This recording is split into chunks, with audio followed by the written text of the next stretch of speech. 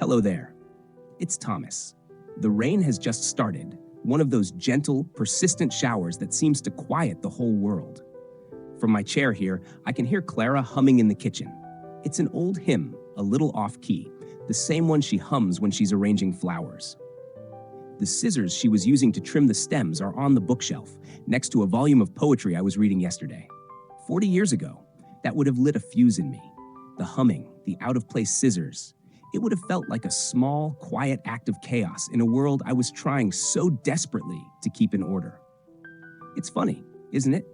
How the very things that once felt like friction, like stones in your shoe, can soften over time into something cherished.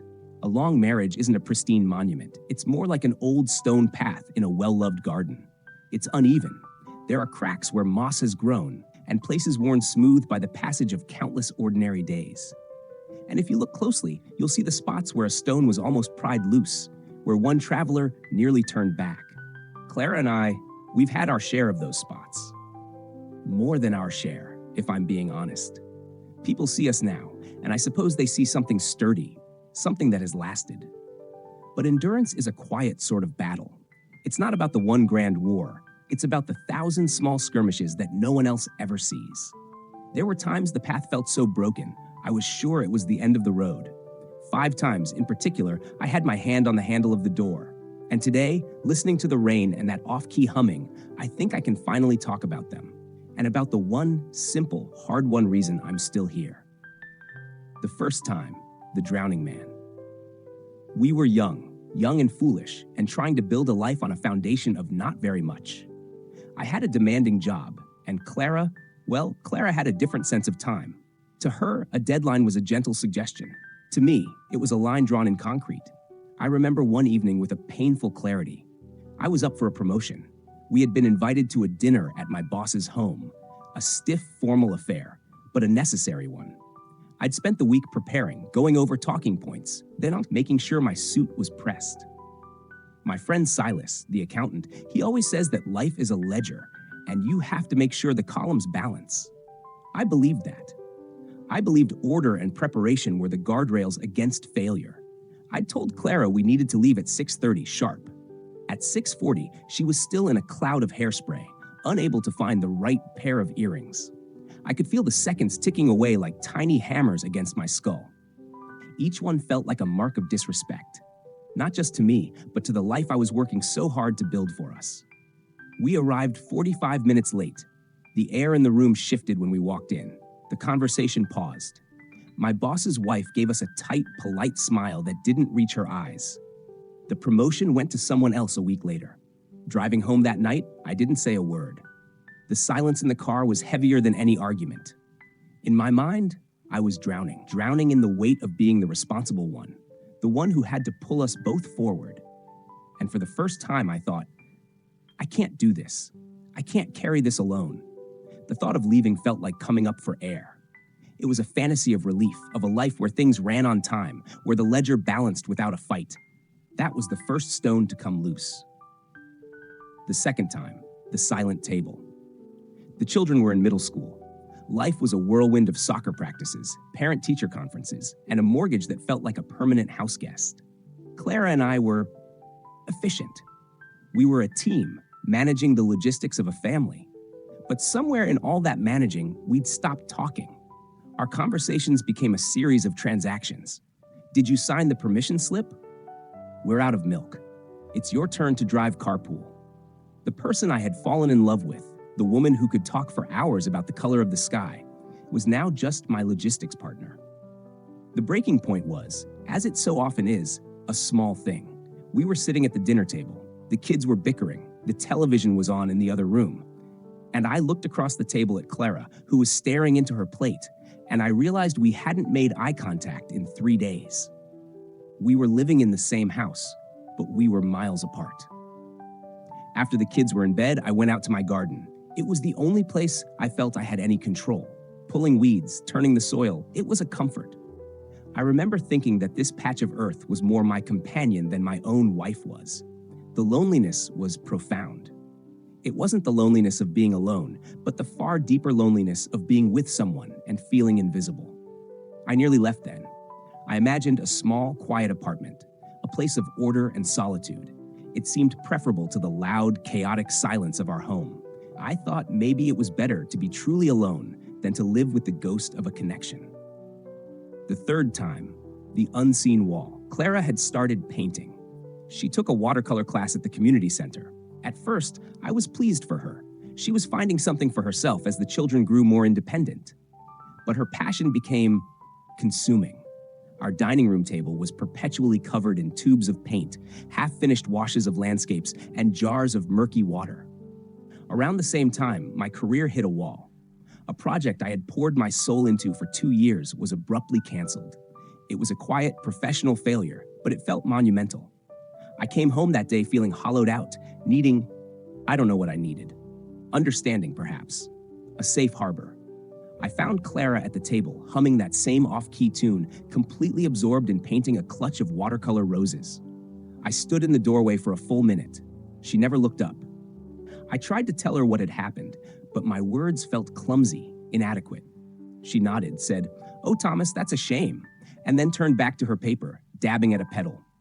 "I'm just trying to get this shade of pink right before the light changes," she said. It wasn't malice.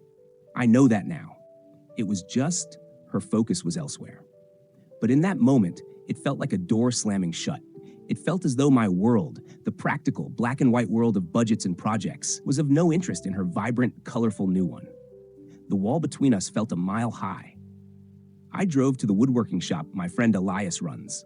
Just sitting there, amidst the smell of sawdust and wood stain, felt more like home than my own house did. The thought of leaving wasn't angry anymore. It was weary. It was the resignation of a man who believed he was no longer seen.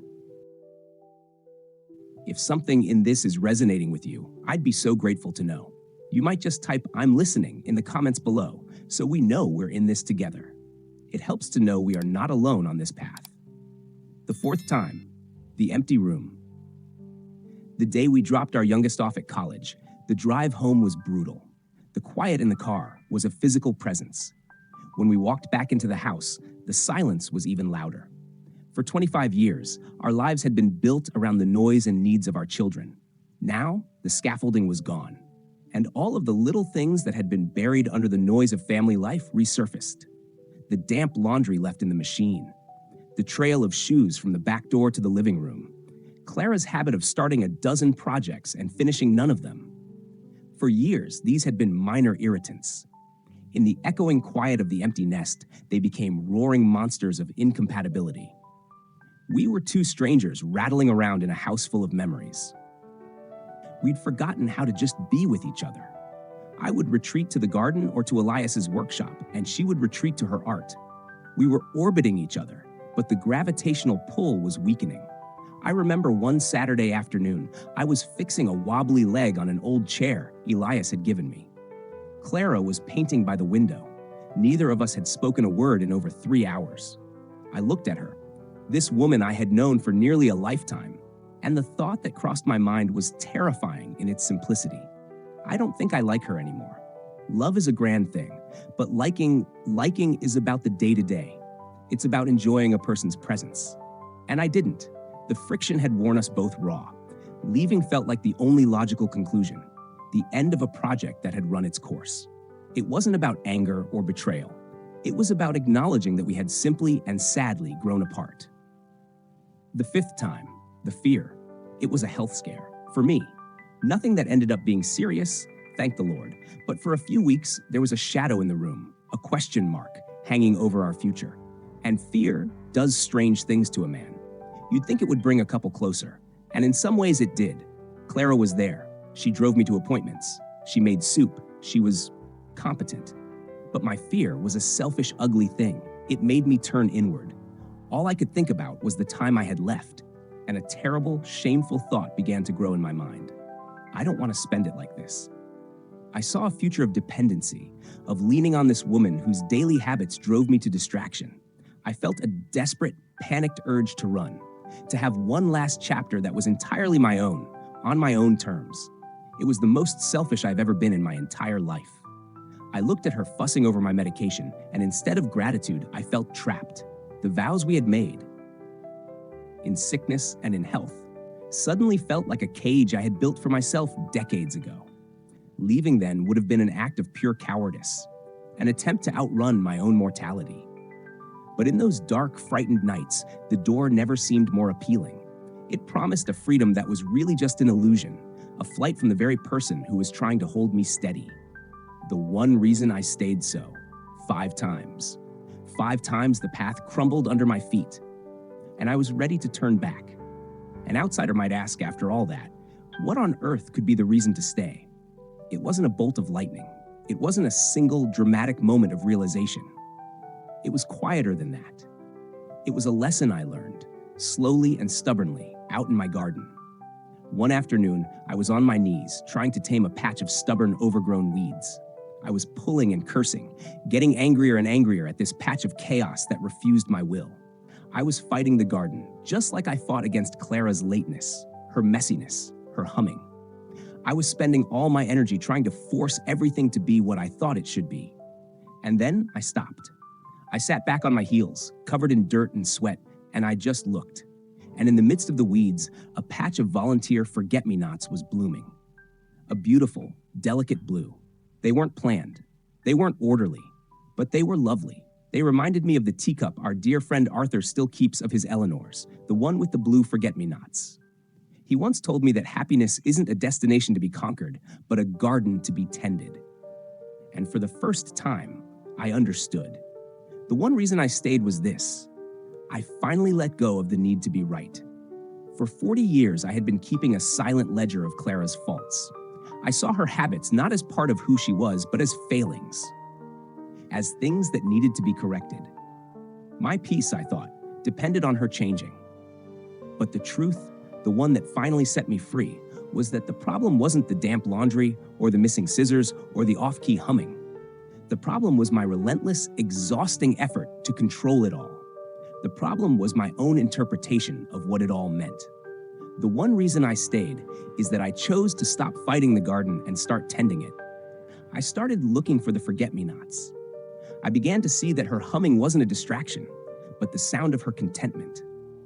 Her constant lateness wasn't a mark of disrespect, but a sign that she lives in a world less burdened by the tyranny of the clock. I realized that the love wasn't in the perfectly balanced ledger my friend Silas champions, but in the messy, grace-filled, unpredictable business of life itself. I didn't stay because Clara changed. I stayed because, by the grace of God, I did. I learned to see past the friction to the heart of the person I chose. And I finally understood that true sanctuary isn't a perfectly tidy house. It's a mind at peace with the beautiful, chaotic, imperfect garden of a shared life. Thank you for spending a few minutes with me today, for sharing this quiet space. The journey of mending a life together, as we've talked about, truly begins not with changing the other person, but with tending to our own perspective. If you're ready to take that first gentle step on your own path of reflection, I've created something just for you. It's a free guide called The First 5 Questions, a gentle guide to rediscovering your story. It's designed to help you begin this exact process in a quiet and meaningful way. You can download it right now for free from the link in the description or at eldersecos.com. Be gentle with yourself this week.